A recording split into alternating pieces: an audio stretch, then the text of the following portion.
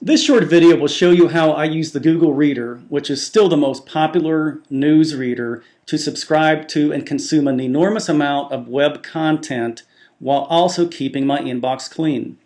So I've started you out here at Engadget, which is a blog that I do not subscribe to. And when you want to subscribe to a blog, you're looking for this little chiclet here. You can see that there, which is typically orange or something that will say subscribe. Simply click on that and it will take you to the feed.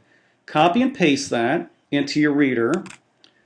So we'll paste that into our reader by hitting the add a subscription button.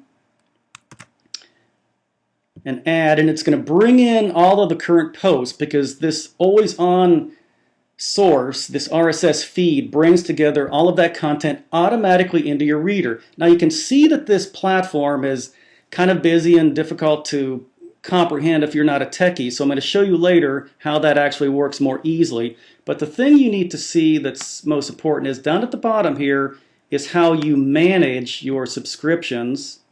So we'll click on that.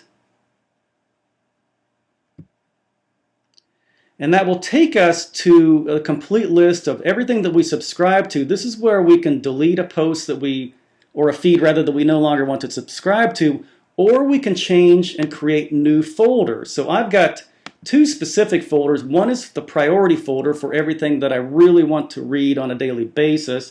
And then I also bring together all of my Google alerts. And so you set that up on this page.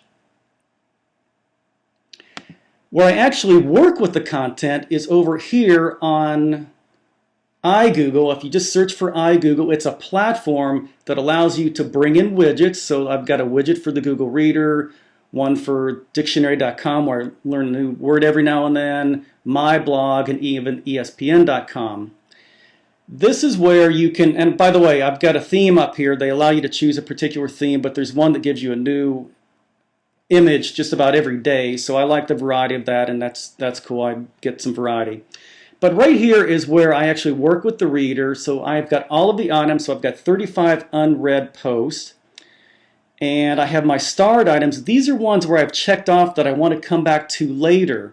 And so when I have a whole big grouping of them, if I simply star them and click mark as read, it deletes everything that I've already looked through, while still saving forever everything that I want to use at a future date.